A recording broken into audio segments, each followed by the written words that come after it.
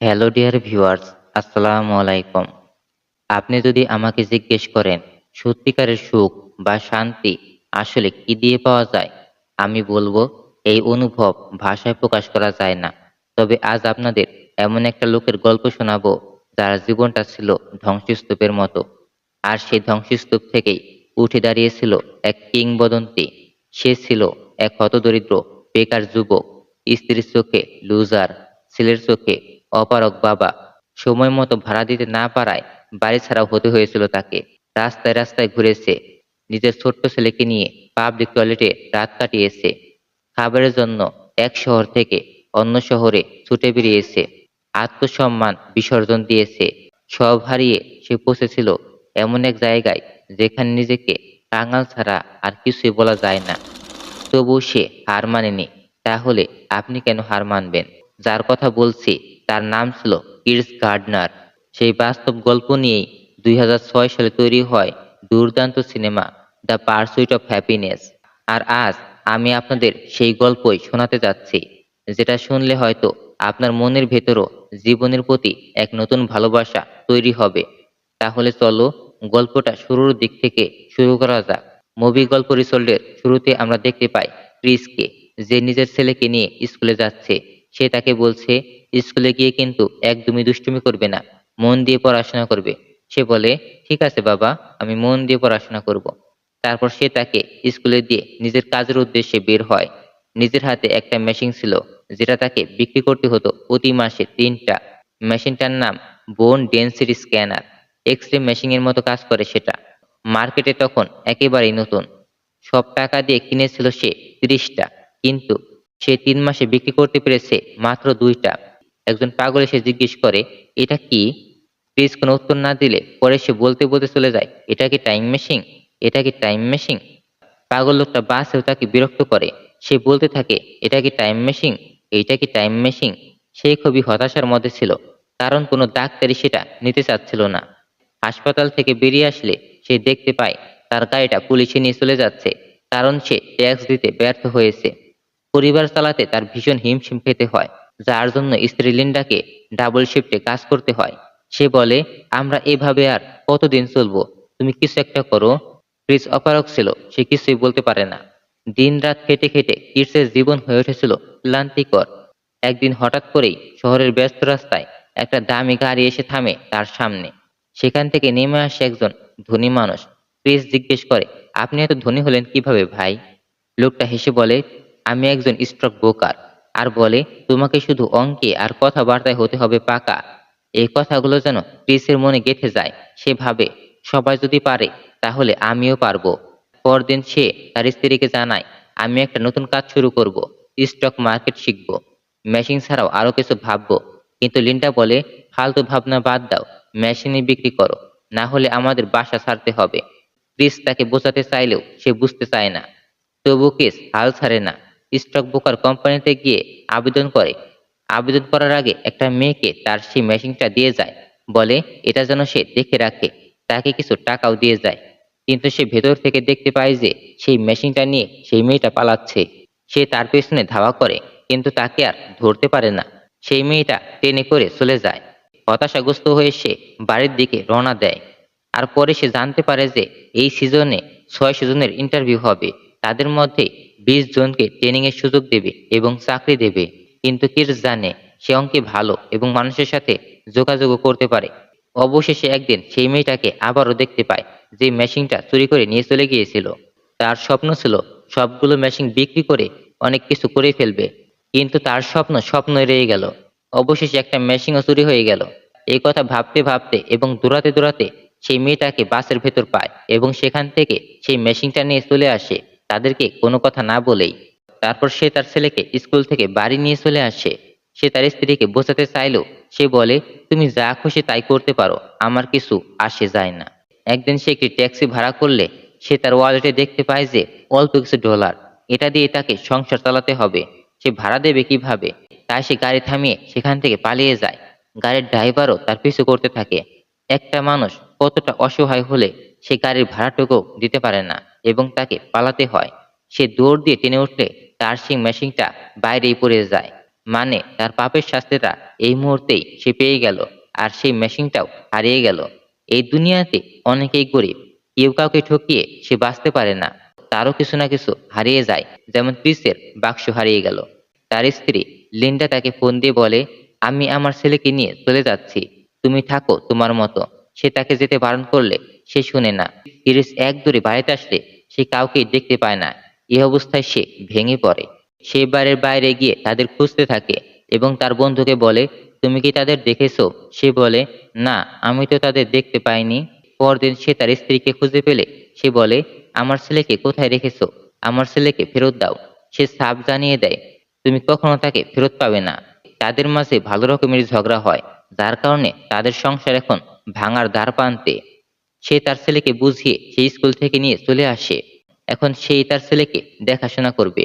এরপর বাড়িওয়ালা আসলে সে বলে, তোমার ভাড়া অনেক বাকি পড়ে আছে, ভাড়াগুলো দিয়ে দাও, না হলে তোমাকে বাসা ছাড়তে হবে। ক্রিস বলে, আমাকে আর কিছুদিন সময় দাও, আমি বাসা ভাড়া দিয়ে দেব। সে তাকে অল্প কিছুদিন সময় দিয়ে চলে যায়। একদিন সে বাসার ভেতর রং করছিল, আর তখনই দরজায় কলিং বেলের শব্দ পায়। সে নিচে গিয়ে দেখতে পায় যে পুলিশ এসেছে। পুলিশ বলে, আপনার অনেক ট্যাক্স জমা পড়ে আছে এবং আপনাকে থানায় যেতে হবে। সে তাদের সাথে থানায় চলে যায় এবং সেখান থেকে সেই সমস্যার মীমাংসা করে তারপর সেখান থেকে চলে আসে। আর আজকের দিনেই তার ইন্টারভিউ ছিল, সেই জন্য সে দৌড়ে সেখান থেকে চলে আসে একই পোশাকে।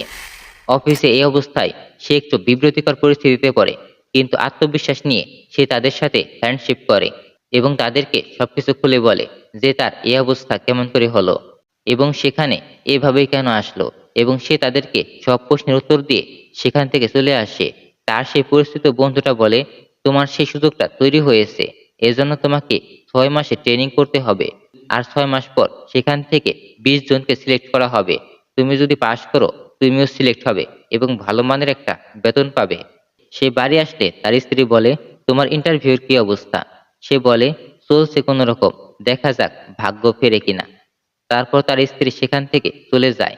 ক্রিসের হাতে খুব বেশি সময় নেই, কারণ তাকে বাড়ি ভাড়া দিতে হবে। বাড়ি ভাড়া দিতে না পারলে বাড়িওয়ালা তাদেরকে বের করে দেবে। আর কিছুদিন পর বাড়িওয়ালা সেখান থেকে তাদেরকে বের করে দেয় এবং তারা গাড়িতে করে জিনিসপত্র নিয়ে অন্য একটা জায়গায় এসে ওঠে। তারপর সে তার ছেলের সাথে খেলতে থাকে এবং দাঁড়িয়ে সেখানে বলে, জীবনে তুমি কখনো হার মেনো না। তারপর সে তার 6 মাসের ট্রেনিং এর জন্য প্রস্তুত হয়ে যায় এবং সেখানে প্রশিক্ষণ নিতে থাকে। প্রশিক্ষণ শেষে সেখান থেকে চলে আসলে তার সেই সিনিয়রের সঙ্গে দেখা হয় এবং বলে, ভালো মতো ট্রেনিং নাও, যাতে করে তুমি সেই চাকরিটা পেতে পারো। সেখান থেকে দৌড়ে চলে আসার সময় একটা গাড়ির সঙ্গে সে অ্যাক্সিডেন্ট করে। এতে করে তার একটা পায়ের জুতো হারিয়ে যায়। তার ছেলে তাকে জিজ্ঞেস করে, তোমার একটা জুতো কই বাবা? সে কিছু বলে না। সে তার জীবনে প্রচুর পরিশ্রম করতে থাকে, ঠিক সময় মতো ট্রেনিং করে, তার ছেলেকে স্কুল থেকে নিয়ে আসে এবং স্কুলে নিয়ে যায়। ট্রেনিং এর মধ্যে ট্রেনার কফি আনতে বললে সে দ্রুত কফি নিয়ে চলে আসে, কারণ তাকে সময় বাঁচাতে হবে এবং ভালো মতো কাজটা শিখে নিতে হবে। সে মন দিয়ে কাজ শিখতে থাকে। সে এমনভাবে কাজ করতে থাকে যে সে একটু পানি খাওয়ারও সুযোগ পায় না। তার বস তাকে একটা ফাইল পৌঁছে দিতে বললে সে দ্রুত সেখানে চলে যায় গাড়িতে করে, কিন্তু রাস্তায় জ্যাম দেখে সে অস্থির হয়ে পড়ে। তাই সে দৌড়ে সেখানে চলে যায় এবং সেটা দিয়ে চলে আসে। পরে তার ছেলেকে নিয়ে একটা পরিচিত লোকের কাছে চলে আসে। সে বলে, চলো আজকে ঘুরতে যাব। পরে পরে তারা গাড়িতে করে ঘুরতে চলে যায় এবং তারা সেখানে খেলা দেখে এবং তার কাছ থেকে আরো কিছু বিষয় জেনে নেয়। সে ভেবেছিল আস্তে আস্তে হয়তো সুদিন আসতে চলেছে, কিন্তু সে ভাবতেও পারেনি যে তার ব্যাংক থেকে সরকার সমস্ত টাকা তুলে নিয়েছে, কারণ সে ট্যাক্স দিতে পারেনি। এতে সে ভীষণ চিন্তায় পড়ে যায়, সে এখন কিভাবে চলবে। এই বাড়িওয়ালা তার কাছে টাকা চাইতে থাকলে সে তাকে ইগনোর করে এবং সেখান থেকে চলে যায়। একদিন সে দেখতে পায় তার সেই হারানো মেশিনটা সেই পাগলের কাছে, যেটা স্টেশনে পড়ে গিয়েছিল। সেই পাগলের কাছ থেকে কৌশলে সেটা নিয়ে চলে আসে এবং সেটা বিক্রি করতে হাসপাতালে চলে যায়, কিন্তু সেখানে বিক্রি হয় না। একটা জায়গায় মেশিনটা বিক্রি করতে গেলে সেই ডাক্তার রাজি হয়ে যায় মেশিনটা নিতে, কিন্তু দেখা যায় মেশিনটা নষ্ট, কাজ করছে না। তখন সে সেটা নিয়ে চলে আসতে বাধ্য হয়। সে খুবই দুঃখী হয়ে বাসার দিকে রওনা দেয়, কিন্তু বাসায় এসে দেখে তার জিনিসপত্র বাইরে রাখা, কারণ সে ভাড়া দিতে পারেনি। এতে সে আরো ভেঙে পড়ে। সে তার জিনিসপত্র নিয়ে স্টেশনে বসে থাকে। তার ছেলে তাকে জিজ্ঞেস করে, আমরা কোথায় যাচ্ছি বাবা? ক্রিস রাগের মাথায় জানায়, আমরা জানি না আমরা কোথায় যাচ্ছি। তারপর সে তার ছেলেকে নিয়ে একটা বাথরুমের ভেতর রাত কাটায়, কারণ তাদের যাওয়ার কোথাও জায়গা নেই। আর তখনই বাইরে থেকে দরজা নক করার শব্দ পায়, আর তখনই সে কেঁদে ফেলে, কারণ সে গরিব বলে আজ তার এই অবস্থা। কেউ একজন বলেছিল, দারিদ্র যদি কোনো মানুষ হতো তাহলে আমি তাকে হত্যা করে ফেলতাম। একদিন তারা চার্চে এসে হাজির হয়, কারণ এখানে গরিব লোকদের থাকার ব্যবস্থা আছে, আর এখানে যারা আগে আসবে তারাই থাকতে পারবে। এই জন্য ক্রিসকে তাড়াতাড়ি কাজ শেষ করে এখানে আসতে হয়। একদিন সে তার মেশিনটা খুলে দেখে একটা পার্স নষ্ট হয়ে গিয়েছে। সেটা ঠিক করলেই আবার সেটা বিক্রি করা যাবে, কিন্তু তার কাছে তো কোনো টাকা নেই। সে ঠিক করবে কিভাবে? পরদিন সে ট্রেনিং সেন্টারে সেই জিনিসপত্র নিয়ে চলে আসতে সে একটু বিব্রতিকর পরিস্থিতিতে পড়ে, কিন্তু তবু সে মানিয়ে নেয়, কারণ তার এইসব জিনিসপত্র রাখার জায়গা নেই। এরপর দূরে তারা চার্চে চলে আসার সময় তার ছেলের হাত থেকে একটা খেলনা পড়ে যায়, যেটা ক্রিস তাকে দিয়েছিল। সেটা না নিয়েই তারা বাসের মধ্যে উঠে পড়ে, কারণ ঠিক সময় মতো চার্চে না পৌঁছালে আজ তারা সেখানে থাকতে পারবে না। এরপর তারা চার্চে চলে আসে এবং সেখানে একটা প্রোগ্রাম দেখতে থাকে। এরপরে চলে আসে সেই কাঙ্ক্ষিত সময়। সে পরীক্ষা দেয়, সবার আগেই এক্সাম পেপার দিয়ে চলে আসে, কিন্তু লিফটে এসে দেখে তার আগেও একজন পেপার দিয়ে চলে এসেছে। পরীক্ষা দিয়ে বাইরে আসার সময় সেই সিনিয়র তাকে $5 ভাঙতে দিতে বলে, কারণ তার কাছে $5 ভাঙতে নেই। তখন কেস ওয়ালেটে দেখতে পায় তার পকেটে অল্প কিছু ডলার আছে, কিন্তু তবুও সে সেটা দিয়ে দেয়। পরে সে একদিন দূরে চার্চে আসার সময় সে দেখতে পায় সবকিছু ফিলাপ হয়ে গেছে, আর সে সেখানে ঢুকতে পারবে না। পরে তার ছেলেকে নিয়ে একটা রেস্টুরেন্টে চলে আসে এবং সে তাকে খাবার খাওয়ায়। কিসের তখন খিদে পেলেও সে খাবার খায় না, কারণ তার পকেটে খুব বেশি টাকা নেই। আর সেই দিন তারা বাসের ভেতরেই ঘুমিয়ে পড়ে। একদিন সে হাসপাতালে গিয়ে রক্ত বিক্রি করে কিছু ডলার পায়, আর সেই ডলার দিয়েই সেই মেশিনের চিপটা কিনে নেয়, যাতে করে মেশিনটা ঠিক করতে পারে। এরপর সে মেশিনটা ঠিক করতে সামর্থ্য হয়। পরদিন সে মেশিনটা বিক্রি করে দেয় এবং কিছু ডলার পায়। এখন সে সেই ডলার দিয়ে কিছুদিন চলতে পারবে। এরপর সে তার ছেলেকে নিয়ে সমুদ্র সৈকতে চলে আসে এবং তারা সেখানে মজা করে। এরপর সে অফিসে কাজ করার সময় সেই ট্রেনার তাকে কাজ বন্ধ করে তার সাথে আসতে বলে। সে চিন্তিত হয়ে পড়ে, সে কি সিলেক্ট হয়েছে নাকি হয়নি, এবং তার সাথে সেখানে চলে যায়। তার সেই সিনিয়র বলে, তুমি এই কাজে সিলেক্ট হয়েছো, তোমার কাজে আমরা খুব খুশি হয়েছি, তুমি ভালো মানের একটা বেতন পাবে এখন থেকে। সে খুশিতে তার চোখ দিয়ে পানি চলে আসে। সেখান থেকে চলে আসার সময় সেই সিনিয়র তাকে ডাক দিয়ে সেই $5টা ফেরত দেয়, এবং সে এত খুশি হয় যে হাততালি দিতে দিতে সে বাইরে চলে আসে, এবং তার সেই তখনকার কথা মনে পড়ে যায় যখন সে বলেছিল, আমিও একদিন তাদের মতো হব। এখন সে তার লাইফে সফল হয়েছে। সেই সময় সে স্কুলে এসে তার ছেলেকে জড়িয়ে ধরে, আর তারপর আমরা দেখতে পাই দুই বাপ বেটা গল্প করতে করতে চলে যাচ্ছে। এখন এখন সে একটা এখন সে একটা ভালো লাইফ পেয়েছে। আর এখানে শেষ হয় দুর্দান্ত, অসাধারণ, মোটিভেশনাল, হার্ট বিট করা মুভিটি। মুভিটা কেমন লাগলো কমেন্ট করে জানিও, শেয়ার করো তোমার বন্ধুদের সাথে।